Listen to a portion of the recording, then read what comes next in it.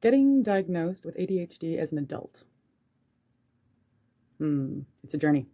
So, 11 months ago, I was heading into a pretty dark place, darkest place I've ever been in my life emotionally, deepest depression I've ever been in.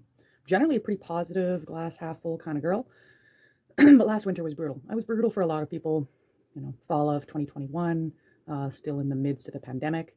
Um, but for me personally, it was very much exacerbated by feeling completely out of control of my life, my finances, my hopes of relationship, any kind of stability in my life, direction, have really fallen by the wayside over the past few years. So I went to my doctor and just said, hey, I've been seeing some feeds in Facebook that are kind of talking about how ADHD can present quite differently in boys versus girls, men versus women. And I'm thinking that I may be ADHD as that. And I was really emotional, so trying to explain myself to him. I was also just, tearing up. I mean, mask, tears, mask. So it's a pretty uncomfortable experience, but bless my doctor, who's really grounded. He really listens, and he really allows me to self-direct my own healthcare. And so I felt safe going to him and just being like, look, I don't know what's going on, but I can't control my life. And I really need to be able to control my life. And I don't know what to do. And so we spoke for a while, and he said, unofficially, because we haven't technically diagnosed you as ADHD, after speaking to you for a little while, I would say that, yeah, you were definitely ADHD. And if you want, we can go through the process and get you an official diagnosis if that's what you want. And I was like, well, I don't know what an official diagnosis is going to do. I don't know if it's going to, harm me. I don't know if it's harmful to have a diagnosis of a mental disease in your medical records is a bad thing. Maybe. I'm kind of past caring, to be honest, if it means I can get some help. So I said, yeah, let's go ahead. Let's do it. And so he gave me some paperwork, and I went out into the hall and I filled it out and handed it in. And he said, come back in a couple weeks after you've had some time to process. So I went away and did some more reading and some more YouTube watching and was like, yeah, you know what? I'm ADHD as. And then I just spiraled into the deepest depression that I've ever had in my life over the entire last winter. And I didn't have the emotional or mental capacity or energy to gather my wits and go back to the doctor. And time just passed. I saw a counselor a few times, and that was good. I adopted a furball, a little kitten, and Morpheus, bless him, he's been huge in my mental health. And suddenly I looked at the clock and was like, oh, wow, it's been more than 2 weeks. It's been 11 months. I should probably go back to my doctor and finish that process. Because as much as I've come out of the really dark place that I was in last winter, I'm still not really moving forward. I'm not really getting control of my life. I'm just in a better mental emotional frame. So I called my doctor and was like, yeah, I'd like to schedule that follow-up.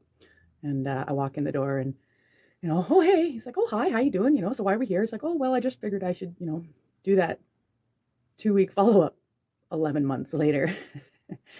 And bless him, he just laughed and, behind his mask, was like, oh, well, it's part of the diagnosis. It's like, I know. So, yeah, this whole weird concept or lack of concept of normal time that a lot of, if not all, ADHD folk seem to have is one of my major challenges in life and has been since I was a child. My mom just calls it Keeley time. It can be amazing. I'll be out wandering around, talking to the plants, being in the moment, speaking to people living on the street, and time will just morph, and the most amazing interactions can happen. But when I'm trying to function in a capitalist society, which requires that I pay bills on time, it's debilitating. So the long and the short of it is, yes, I am ADHD, and I didn't get an official diagnosis of it, I guess, until I was 36. Jesus. So I'm now approaching 37, which is horrifying in its own right. And I really want to be able to move forward in my life and succeed. I know I'm smart. I know I'm creative. I know I have a bloody good work ethic, but I can't focus it and grasp onto something and accomplish what I need to accomplish in order to succeed. Not in terms of society's expectations, but in terms of my own. So, yeah, I spoke to my doctor again and I said, I'm not interested in taking drugs that build up in your system. And honestly, I've kind of avoided looking at all the drugs, so I can't remember the name of the ones that do build up in your system. But I'm interested in testing out and trying something else, which is something which is like a short term, and which I feel the effects of quickly, and the effects go away quickly. So that's what I'm going to do. So he told me that there's basically Ritalin and what is it? Dextroamphetamine. So it's amphetamine. So basically speed. Ritalin and speed. And said, we'll try this. So that's what I'm going to do. I'm going to try it. I'm going to try it every day for 2 or 3 weeks. He gave me enough for, and we're going to have a verbal phone call after a couple weeks to talk about how I'm feeling and how it's working. My intention is not to take it every day. I'm going to take it every day for the first couple weeks to see if this is even the right one for me. Supposedly about 60% of people who have brains like ours respond favorably to Ritalin, and 60% respond favorably to dextroamphetamine.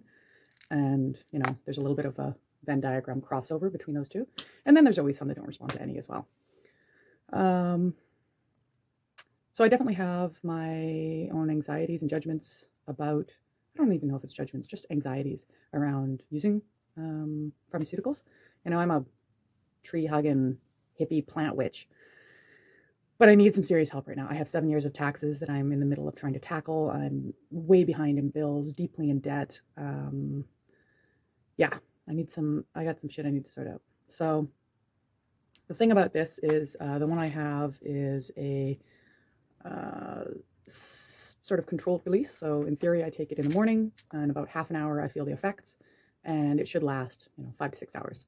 And then I have another, which is a quicker release, smaller dose, which I can take at say 2 in the afternoon if I want to extend my focused, productive time, and not to take them any later, because then they'll keep me up at night, and I don't want that. So yeah, that's what we're gonna try here, and I will check in over the next couple of weeks. This is sort of my personal diary of the process, and maybe it'll be helpful to others. And that's great, because yeah, it's definitely a challenge. I mean, my end goal is to basically, I want to find tools and ways of managing the way that my brain works, and harnessing it. Because honestly, I have an amazing brain. I can do 1,000 different things. I can learn anything. I'm in my mid-30s, and I can take on a new job today. Something completely different from anything else I've done, so long as it isn't sitting at a computer and like organizing things. And I can tackle it and learn it like that. And that's amazing, because most people can't do that. Most people can't do or learn a new job, after their mid-20s. Like, they're just terrified of it. I'm not. I love that. I love learning new things. I love taking on new things. I love, except the new things that I'm into are, weird and random and don't make me any bloody money, which makes it hard to pay my bills. So I just want to be able to harness it so that I can function in the society in which I exist, because the society is not made for me and my brain. But I don't want to smother who I am. And this is who I am. And I love who I am 90% of the time. Or rather, I do love who I am entirely, but the way that my brain functions is making it so that I'm not loving my life. So we're going to see if I can use some drugs for a short period of time, see how those work, and then maybe use them when I really need to zone in and focus on something which I absolutely detest, such as organizing taxes or cleaning my room. And I mean, that may sound silly and childlike, but it is a major impediment on me being able to function these days. I don't know if you can see it behind me, but that's a carboy, 10-gallon carboy. It's got about 7 gallons of raspberry mead in it. One of my many talents is making wine and mead. But it's absolute chaos back here. Like, I can't function. There's clothes everywhere. There's things from my childhood. Like, yeah, I'm like a low grade hoarder, which is also something that I need to work on. But I'll find something amazing in a secondhand store, or make something, and like, I don't want to throw it out. I don't want to like get rid of it, because it has sentimental associations. It's something which I know I can use. I can throw together a costume for Halloween, or a fun party in half an hour with just the random stuff that I have here. So, but I need to purge majorly, and I need to organize, and And that's really hard for me. So, yeah, I'm just going to show you this room briefly because it is an example of horrifying chaos in the, you know, and generally speaking, I function really well in chaos. But even for me, this is extreme. This is beyond being able to function. Like, look at that. That's ridiculous. That's oh my gosh. Oh, deals. Not, no, it's not okay. It's not okay. Anyways, so I'm kind of embarrassed to even share that. But yeah, that's the space that I'm trying to function in, and it's not working so well. And it's one of the many things. That's basically my brain right now. That's my brain. It's not good. Okay, so all that to say, let's try drugs. It's funny when the doctor was giving me these. Which one is this? Which one? Okay, this one. Take one at 2 p.m. Okay, so this is the one I take in the morning. And he was explaining what these were, and I said, oh, so it's basically kind of like speed. He's like, oh yeah, or sort of like, you know, those sick drugs you take when you got like a head cold. Those basically have speed in them, right? They have amphetamines in them, and that's part of what clears your sinuses. But it also, or at least for me, I knew right away when I took them, I was like, oh wow, this like gives me a high and makes me really focused. Of course, I didn't understand that not everybody has that experience. Like I was explaining that to my mom, and she's like, no, it just makes it so that I'm not as sniffly. I'm like, no, it's like zing, it's like 10 cups of coffee, or 10 cups of coffee, or a line of cocaine. I don't know, but it's zing. Okay, I can do things. But it's also not great for you to be, you know, huffing speed all the time. Yeah, so here it is. Doop-a-doop-a-doo. I don't know if we can see this. Can we focus on this? See, there we are. See, there's little tiny thingies in there. Can you hear that? Anyways, there it is. 10 milligrams of dextroamphetamine sulfate. Bring on the drugs. All right. Peace out, lovely humans. And see you tomorrow.